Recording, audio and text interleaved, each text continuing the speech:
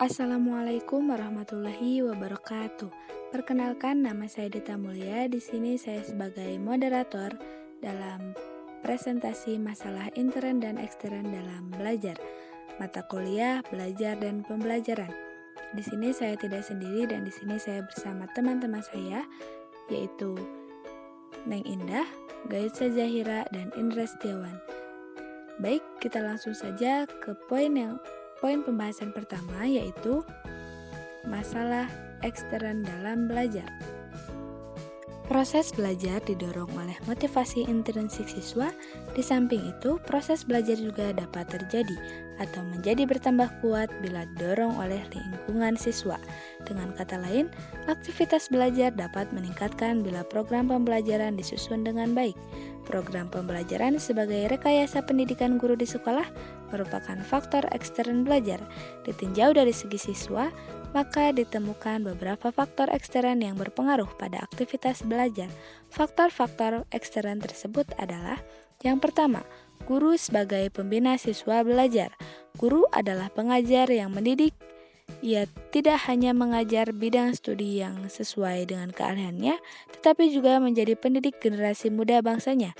Sebagai pendidik, ia memusatkan perhatian dan kepribadian siswa, khususnya berkenaan dengan perhatian kepribadian siswa, khususnya berkenaan dengan kebangkitan belajar. Kebangkitan belajar tersebut merupakan wujud emansipasi diri siswa. Sebagai guru yang pengajar, ia bertugas mengelola kegiatan belajar siswa di sekolah. Guru juga menumbuhkan diri secara profesional dalam menjalankan pembelajaran. Sang siswa menjalankan pengelolaan pembelajaran. Yang pertama, pembangunan hubungan baik dengan siswa, menggairahkan minat, perhatian, dan memperkuat motivasi belajar, mengorganisasi belajar, melaksanakan pendekatan pembelajaran secara tepat, mengevaluasi hasil belajar secara jujur dan objektif, serta melaporkan hasil belajar siswa kepada orang tua siswa. Yang kedua, prasarana dan sarana pembelajaran. Prasarana pembelajaran meliputi gedung sekolah, ruang belajar, lapangan olahraga, ruang ibadah, ruang kesenian, dan ruang peralatan olahraga. Dan peralatan olahraga. Sarana pembelajaran meliputi buku pelajaran, buku bacaan, alat dan fasilitas laboratorium sekolah, dan berbagai media pengajaran lainnya. Lengkapnya, prasarana dan sarana pembelajaran merupakan kondisi pembelajaran yang baik. Hal ini tidak berarti bahwa lengkapnya prasarana dan sarana menentukan jaminan terselenggaranya proses belajar yang baik. Justru disinilah timbul masalah bagaimana mengelola prasarana dan sarana pembelajaran sehingga terselenggara proses belajar yang berhasil baik. Dengan tersedianya prasarana dan sarana belajar berarti menuntut guru dan siswa dalam menggunakannya. Peranan guru yaitu memelihara, mengatur prasarana untuk menciptakan suasana belajar yang menggembirakan, memelihara dan mengatur sarana pembelajaran berorientasi pada keberhasilan siswa belajar, dan mengorganisasi belajar siswa sesuai dengan prasarana dan sarana secara tepat guna. Dan peranan siswa ikut serta memelihara dan mengatur sarana dan prasarana secara baik, ikut serta dan berperan aktif dalam memanfaatkan prasarana dan sarana secara tepat guna. Dan yang terakhir, menghormati sekolah sebagai pusat pembelajaran dalam rangka pencerdasan kehidupan generasi muda bangsa. Yang ketiga yaitu kebijakan penilaian. Proses belajar mencapai puncaknya pada hasil belajar siswa atau unjuk kerja siswa sebagai suatu hasil, maka dengan unjuk kerja tersebut proses belajar berhenti untuk sementara dan terjadilah penilaian. Dengan penilaian yang dimaksud adalah penentuan sampai sesuatu dipandang berharga, bermutu, dan bernilai. Ukuran tentang hal itu berharga, bermutu, dan bernilai datang dari orang lain. Dalam penilaian hasil belajar, maka penentu keberhasilan belajar tersebut adalah guru. Guru pemegang kunci pembelajaran. Guru menyusun desain pembelajaran, melaksanakan pembelajaran, dan menilai hasil belajar. Hasil belajar dinilai dengan ukuran-ukuran guru, tingkat sekolah, dan tingkat nasional. Dengan ukuran-ukuran tersebut, seorang siswa yang keluar dapat digolongkan lulus atau tidak lulus. Kelulusannya dengan memperoleh nilai rendah, sedang, atau tinggi. Yang tidak lulus berarti mengulang atau tinggal kelas, bahkan mungkin dicabut dari hak belajarnya. Lanjut ke poin yang keempat, yaitu lingkungan sosial siswa di sekolah. Siswa-siswa di sekolah membentuk suatu lingkungan pergaulan yang dikenal sebagai lingkungan sosial siswa. Dalam lingkungan sosial tersebut ditemukan adanya kedudukan dan peranan tertentu. Sebagai ilustrasi, seorang siswa dapat menjabat sebagai pengurus kelas, sebagai ketua kelas, sebagai ketua OSIS di sekolahnya, sebagai pengurus OSIS di sekolah-sekolah di kotanya, tingkat provinsi atau tingkat nasional. Kedudukan sebagai ketua kelas, ketua OSIS, dan ketua OSIS tingkat provinsi memperoleh penghargaan dari sesama siswa. Tiap siswa berada dalam lingkungan sosial siswa di sekolah. Ia memiliki kedudukan dan peranan yang diakui oleh sesama. Jika seorang siswa terterima, maka ia dengan mudah menyesuaikan diri dan segera dapat belajar. Dan yang terakhir, poin kelima, yaitu kurikulum sekolah. Program pembelajaran di sekolah mendasarkan diri pada suatu kurikulum. Kurikulum yang diberlakukan sekolah adalah kurikulum nasional yang disahkan oleh pemerintah atau suatu kurikulum yang disahkan oleh suatu yayasan pendidikan. Kurikulum sekolah tersebut berisi tujuan pendidikan, isi pendidikan, kegiatan belajar mengajar, dan evaluasi berdasarkan kurikulum tersebut. Guru menyusun desain instruksional untuk membelajarkan siswa. Hal itu berarti bahwa program pembelajaran di sekolah sesuai dengan sistem pendidikan nasional. Lanjut ke pembahasan yang kedua, yaitu masalah intern dalam belajar. Masalah-masalah intern belajar. Dalam interaksi belajar mengajar, ditemukan bahwa proses belajar yang dilakukan oleh siswa merupakan kunci keberhasilan belajar. Aktivitas memahami bahan belajar tersebut memakan waktu. Lama waktu mempelajari tergantung pada jenis dan sifat bahan. Lama waktu mempelajari juga tergantung kemampuan siswa-siswa. Jika bahan belajarnya sukar dan siswa kurang mampu, maka dapat diduga bahwa proses belajar akan memakan waktu yang sangat lama. Aktivitas belajar dialami oleh siswa sebagai suatu proses, yaitu belajar sesuatu. Faktor-faktor intern dalam masalah belajar diantaranya, yang pertama, sikap terhadap belajar. Sikap merupakan kemampuan memberikan penilaian tentang sesuatu yang membawa diri sesuai dengan penilaian. Adanya penilaian tentang sesuatu mengakibatkan terjadinya sikap menerima, menolak, atau mengabaikan. Yang kedua, ada motivasi belajar. Motivasi belajar merupakan kekuatan mental yang mendorong terjadinya proses belajar. Motivasi belajar pada diri siswa dapat menjadi lemah. Lemahnya motivasi atau tiadanya motivasi belajar akan melemahkan kegiatan belajar. Oleh karena itu, motivasi belajar pada diri siswa perlu diperkuat terus-menerus agar siswa memiliki motivasi belajar yang kuat. Pada tempatnya diciptakan suasana belajar yang menggembirakan. Yang ketiga, konsentrasi belajar. Konsentrasi belajar merupakan kemampuan memusatkan perhatian pada pelajaran. Pemusatan perhatian tersebut tertuju pada isi bahan belajar maupun proses memperolehannya. Untuk memperkuat perhatian pada pelajaran, guru perlu menggunakan bermacam-macam strategi belajar mengajar dan memperhitungkan waktu belajar serta selingan istirahat. 4. Mengolah bahan belajar. Mengolah bahan belajar merupakan kemampuan siswa untuk menerima isi dan cara pemerolehan ajaran sehingga menjadi bermakna bagi siswa.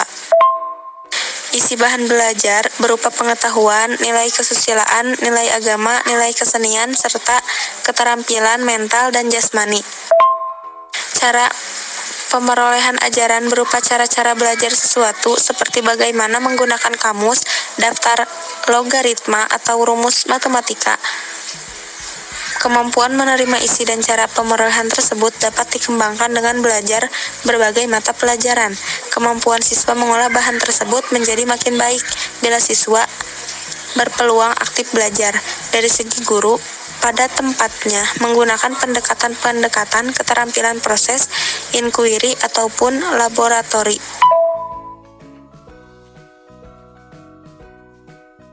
Menyimpan perolehan hasil belajar merupakan kemampuan menyimpan isi pesan dan cara perolehan pesan. 6. Menggali hasil belajar yang tersimpan merupakan proses mengaktifkan pesan yang telah terterima. 7. Kemampuan berprestasi atau unjuk hasil belajar merupakan suatu puncak proses belajar. 8. Rasa percaya diri siswa. Rasa percaya diri siswa timbul dari keinginan mewujudkan diri, bertindak, dan berhasil. 9. Inteligasi dan keberhasilan belajar. Menurut Russell, Mons dan Corner, Siti Rahayu Haditono, inteligasi adalah suatu kecakapan global atau rangkuman. Yang ke-10, kebiasaan belajar terbagi menjadi belajar pada akhir semester, belajar tidak teratur, menyiapkan kesempatan belajar, bersekolah hanya untuk bergengsi, datang terlambat bergaya pemimpin, bergaya jantan seperti merokok, bergaya minta-minta, belas kasihan tanpa belajar. Dan yang terakhir, ke-11 adalah cita-cita siswa merupakan motivasi intrinsik. Mengenal dan mengatasi kesulitan belajar siswa. Dalam pelaksanaan tugas pembelajaran, guru tidak hanya berkewajiban menyajikan materi pembelajaran dan mengevaluasi pekerjaan siswa, akan tetapi juga bertanggung jawab terhadap pelaksanaan bimbingan belajar. Sebagai pembimbing belajar siswa, guru harus mengadakan pendekatan bukan saja melalui pendekatan instruksional, akan tetapi dibarengi dengan pendekatan yang bersifat pribadi. Dengan demikian, dapat disimpulkan bahwa setiap guru adalah sebagai pengajar sekaligus berperan sebagai pembimbing dalam proses belajar mengajar. Abdillah tahun 2008 mengemukakan bahwa sebagai pembimbing dalam proses belajar mengajar, seorang guru diharapkan mampu 1. Memberikan informasi yang diperlukan dalam proses belajar. 2. Membantu setiap siswa dalam mengenai setiap masalah pribadi yang dihadapinya. 3. Mengevaluasi hasil setiap langkah kegiatan yang telah dilakukannya. 4. Memberikan setiap kesempatan yang memadai agar setiap murid dapat belajar sesuai dengan karakteristik pribadinya. Dan yang terakhir, mengenal dan memahami setiap murid baik secara individual maupun secara kelompok. Agar bimbingan belajar dapat lebih terarah dalam upaya membantu siswa dalam mengatasi kesulitan belajar, maka perlu diperhatikan langkah-langkahnya sebagai berikut. A. Identitas atau identifikasi. Identifikasi adalah suatu kegiatan yang diarahkan untuk mengemukakan siswa yang mengalami kesulitan belajar, yaitu mencari informasi tentang siswa dengan melakukan kegiatan sebagai berikut. 1. Data dokumen hasil belajar siswa. 2. Menganalisis absensi siswa di dalam kelas. 3. Mengadakan wawancara dengan siswa. 4. Menyebar angket untuk memperoleh data tentang permasalahan belajar. Dan yang kelima, tes untuk memperoleh data tentang kesulitan belajar atau permasalahan yang sedang dihadapinya. Yang ke B, diagnosis. Diagnosis adalah keputusan atau penentuan mengenai hasil dari pengelolaan data tentang siswa yang mengalami kesulitan belajar dan jenis kesulitan yang dialami siswa. Diagnosis ini dapat berupa hal-hal sebagai berikut. Yang pertama, keputusan mengenai jenis kesulitan belajar siswa. 2. Keputusan mengenai faktor-faktor yang menjadi sumber sebab-sebab kesulitan belajar. Yang ketiga, keputusan mengenai jenis mata pelajaran apa yang akan mengalami kesulitan belajar. Kegiatan diagnosis dapat dilakukan dengan cara, yaitu terbagi menjadi 3 bagian. Yang A. Membandingkan nilai presentasi individu untuk setiap mata pelajaran dengan rata-rata nilai seluruh individu. B. Membandingkan presentasi dengan potensi yang dimiliki oleh siswa tersebut. C. Membandingkan nilai yang diperoleh dengan batas minimal tujuan yang diharapkan. Yang E. Prognosis. atau C. Prognosis. Prognosis merujuk pada aktivitas penyusun rencana atau program yang diharapkan dapat membantu mengatasi masalah kesulitan belajar siswa. Prognosis ini dapat berupa 1. Bentuk treatment yang harus diberikan, 2. Bahan atau materi yang diperlukan, 3. Metode yang akan digunakan, 4. Alat bantu belajar mengajar yang diperlukan, 5. Waktu kegiatan dilaksanakan. D. Terapi atau pemberian bantuan. Terapi di sini adalah pemberian bantuan kepada anak yang mengalami kesulitan belajar sesuai dengan program yang telah disusun pada tahap prognosis. Bentuk terapi yang dapat diberikan antara lain melalui 1. Bimbingan belajar kelompok, 2. Bimbingan belajar individual, 3. Pengajaran remedial, 4. Pemberian bimbingan pribadi, 5. Alih tangan kasus. Yang terakhir yaitu E. Tindak lanjut atau follow up. Tindak lanjut atau follow up adalah usaha untuk mengetahui keberhasilan bantuan yang telah diberikan kepada siswa dan tindak lanjutnya yang didasari hasil evaluasi terhadap tindakan yang dilakukan dalam upaya pemberian bimbingan. Berikut adalah kesimpulan dari pembahasan masalah ekstern dan intern dalam belajar. Dan mungkin cukup sekian yang kami dapat sampaikan. Mohon maaf kurang dan lebih. Sekian dari kami. Wassalamualaikum warahmatullahi wabarakatuh.